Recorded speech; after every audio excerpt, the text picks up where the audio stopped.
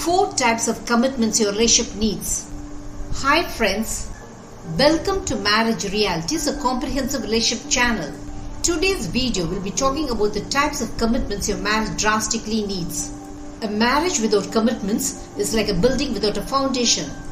Just like a building which will crash to dust if its foundation is not strong enough, your marriage also will crumble to nothingness if there is no contribution of commitment from you or your spouse. Your married life is that much of a huge commitment to you and your spouse. But it is sad that most of you take your marriage lightly. You should never ever make this mistake. Because if you do so, your relationship will be flooded with problems which you will find tough to manage. It is true that your marriage is a loving bond between you and your spouse.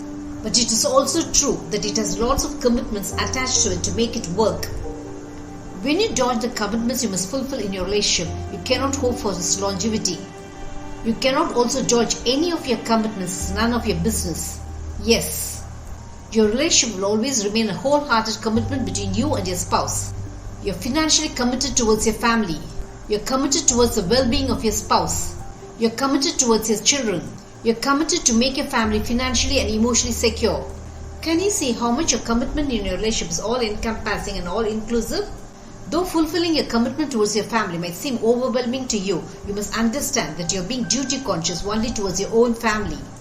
When you do not stay committed in your relationship, all hell will break loose in your married life.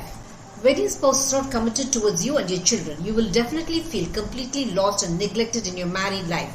On the flip side, your spouse also will feel unloved and uncared by you when you are not committed towards him or her.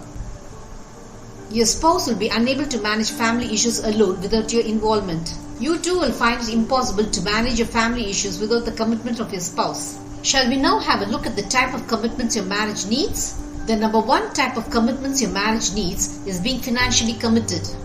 Being financially committed towards your family is very important for the survival of your marriage. Being loving and caring towards your family is just not enough if you are not financially committed. It is because your love for your spouse or family will not buy you a penny worth of thing anywhere in this world. You need money for the survival of your family. You need money to give a good standard of living to your family. You need money for your day-to-day survival. You need money to keep your family entertained. You need money for almost everything. In fact, you cannot spend a day with your family without money. You are also respected by this mercenary society for the money you have. So you should always remember to be financially committed towards your family. You should not act as though your spouse is the only person who should be financially responsible towards your family. You too should be financially committed to keep the wheels of your family running smoothly. When you are committed to all the financial needs of your family, it makes your relationship with your spouse a lot less stress-free. You drastically need the financial support of each other to look after your mortgages, repayments, your day-to-day expenses and your children's education. Being financially committed also does away with the heated argument that arises between you and your spouse when financial commitment is lacking from both. The number 2 type of commitments your marriage needs is parental commitment. Your children are a huge commitment in your married life. It is just not enough if you are a loving parent. You must also be a responsible parent. You must share all parental duties along with your spouse without feeling you have no part in it. Along with your spouse, you are committed to give your children good education. Both are duty-bound to teach your children good characteristics to mold them into good human beings. You are also committed to give emotional security to your children. You cannot at any point of your relationship withdraw from your parental commitments. It is because when you withdraw from your duty as a parent, you will only make your spouse feel bitter that you are an irresponsible and a negligent parent. You cannot thrust the responsibility of looking after your children on your spouse and escape from your commitment as a parent. When either of you withdraw away from your duties as a parent, your children will feel neglected and overlooked by you. But when you are a committed parent, your children will adore you for the emotional well-being you make them enjoy. The number 3 type of commitments your marriage needs is being a responsible spouse.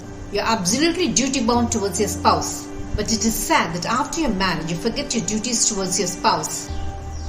After a few years of your marriage, most of you live a mechanical life with your spouse, making him or her feel unloved and uncared by you. When you make your spouse feel unloved and uncared by you, it just means that you are not committed towards him or her. It is also sad that you stop displaying your love for your spouse after a few years of your marriage. It is because you do not think being loving towards your spouse is your duty. You also stop being emotionally supportive towards your spouse as you have ceased to care about his or her feelings. Many a time you let down your spouse before others just to vent your frustrations and disappointments on him or her. You should never ever commit these sort of relationship blunders. You must understand that you are committed to make your spouse feel loved, respected and cared by you. The number 4 type of commitment your marriage needs are loyalty and faithfulness. Unless loyalty is inbuilt into your relationship, it cannot survive. After your marriage, your loyalty should always remain with your spouse. You should never think that you can cheat your spouse and get away with it. You should understand that giving in to the needs of your flesh will only wreck your married life to dust. When you expect loyalty from your spouse, it's only natural that he or she expects the same from you. Before marriage, you love only your spouse and this is the reason you marry him or her. But after you're married, there are some of you who throw loyalty to the winds. Can you now understand that your marriage is a united commitment between you and your spouse? So you must always work as a team in your married life. It can happen only if you stay committed in your relationship with your spouse. When there is lack of commitment in your married life, you will find it near impossible to hold your marriage together. In fact, you can build your relationship only when you are committed towards it. When you take off the element of commitment from your marriage, only the debris of your relationship will remain. Did this video make you understand the types of commitment your marriage drastically needs? Marriage Realities will have many such relationship eye-openers. Subscribe to my channel to understand your marriage in a new light. Press the bell icon for updates about my latest relationship videos. Make love forever until death do us part, your relationship goal.